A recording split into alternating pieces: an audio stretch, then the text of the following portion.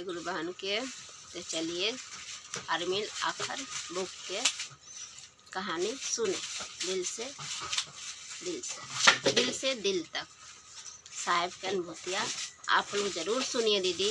ये मत जानिए हम वीडियो बनाकर फालतू में डाल रहे हैं, आप लोग के सुनने के लिए डाल रहे हैं कि साहब इसमें क्या लिखे हैं, दर्द अपना क्या बोल रहे हैं। आप लोग सुनेंगे एक दूसरे को तभी तो सुना पाएंगे, और जब लोग सुनेगा तभी तो जुड़ेगा शिव से। आप लोग चलिए। हमने कल सुना कुछ नहीं है, कुछ भी तो नहीं है। पुनः देखा तो बल्ब की पीली रोशनी में फर्श पर तिनका ही पड़ा था।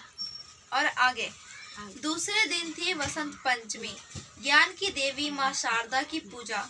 चारों ओर हर्षोल्लास, बच्चे लाल पीले हरे कागज के टुकड़ों से विद्यालय के प्रांगण को सजाने में व्यस्त थे, तो कुछ फूल मालाएं सजाने में, कुछ मिठाइयाँ और प्रसाद बांटने में।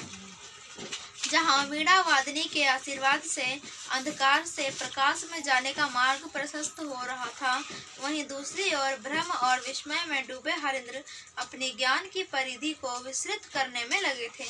भीतर से बाहर तक द्वंद्व में फंसा मन बार बार सोच रहा था, आखिर तिनका कैसे बना सांप। काल्पनिकता और वास्तविकता के इस संघर्ष ने चाहत को और तीव्र कर दिया। बाबूजी ने अध्यापक को ट्यूशन पढ़ाने के लिए घर पर ही रख लिया था। कुछ दिन पूर्व ही बाल मन ने जिस जादूगर का जादू देखा था, उसी से रहस्यमय दुनिया का ज्ञान प्राप्त करने का उद्वेग जाग उठा। पिताजी के अतिथि अब इनके शिक्षक हो गए।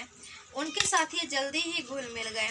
सुबह उठते, बाबूजी से पढ़ते, स्कूल जाते, स्कूल से आते और शाम को अध्यापक से ट्यूशन लेते।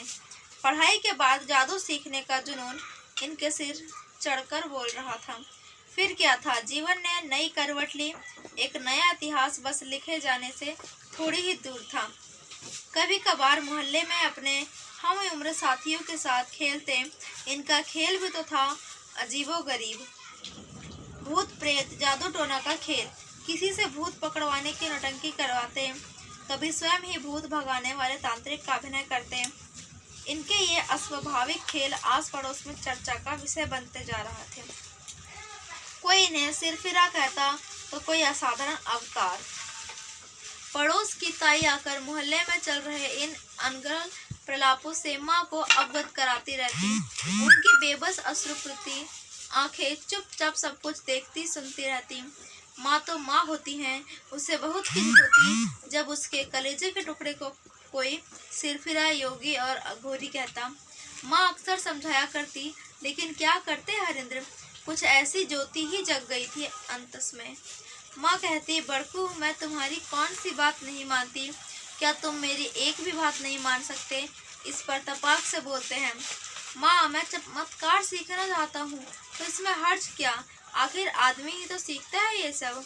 कल ही स्कूल में सर पढ़ा रहे थे, ईश्वर सर्वव्यापी है, सभी जगह है, सबका है, वह सब कुछ कर सकता है, तो क्या मैं नहीं देख सकता उसे। वह कहाँ बैठकर देखता है, कैसा रूप रंग आकार है उसका, कभी हम भी तो जाने उसको। माँ उनके प्रश्नों की श्रृंखला को बस सुनती और अनुत्तरित रह जाती। वह फिर कहते हैं कि कौन है वह, कहाँ है, कैसा है।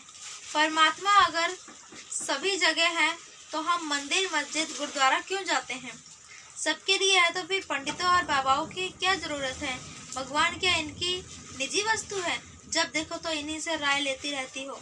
पूजा पाठ धर्म ध्यान सब में तुमने क्या पूरी दुनिया का सुधार का जिम्मा ले रखा है। माँ की आवाज में कड़वाहट थी। तपाक से हर ने कहा, नहीं माँ मुझे सच जानना है, बादलों के उस पार का सच। आदमी जब भगवान के यहाँ से आता है और फिर भगवान के पास ही चला जाता है, और फिर एक दिन भगवान के पास ही चला जाता है, तो भगवान आदमी के पास क्यों नहीं आ सकता। मैं उसे लाऊंगा एक दिन, देखना माँ। माँ भी कहाँ हार मानने वाली थी। फिर बोली, पढ़ो लिखो, बाबूजी की तरह बड़े अफसर बनो। आप बड़े हैं, छोटे भाई बहन आपको देखकर ही तो सीखेंगे, अच्छा बुरा सब कुछ। बाबूजी की पदचाप नजदीक आ रही थी। माँ शांत हो गई। वे अपने कमरे में चले गए। माँ बेटे के इस वार्तालाप में किसे पता था भविष्य की भविष्य ही सिर चढ़कर बोल रहा है। इसके कुछ ही वर्षों बाद अनजाने में अकस्मात वह शाश्वत सत्य परिपक्व होकर काल के कारागार से मुक्त हो प्रवाहन भारतीय धर्म और अध्यात्म को एक नई राह पर लाकर खड़ा कर दिया, जिसे स्थान, काल और परिस्थितियां मलान नहीं कर सकी। सत्य सार्वभौम है, असत्य को अश्विन मास के मेघों की तरह उमड़कर तिरोहित होना ही पड़ता है।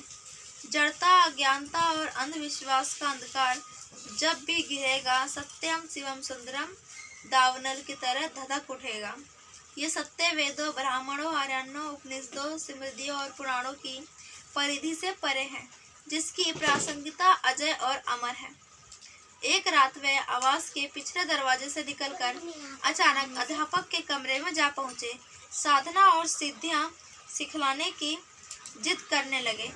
बाल हट के आगे अध्यापक झुक गए। बाबूजी को पता न चले, इस शर्त पर वे तैयार हुए। योग और साधना की कुछ पद्धतियां ऐसी थी जिन्हें सामान्य व्यक्तियों को नहीं बतलाया जा सकता था,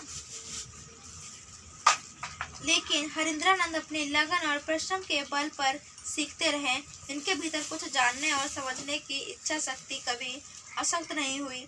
कुछ दिनों तक यह सिलसिला चलता रहा। साधना जगत की कुछ सिद्धियां प्राप्त करने लगे तो इनका आत्मविश्वास और बढ़ने लगा। आज के लिए इतना ही। प्रणाम। लाइक सपोर्ट जरूर।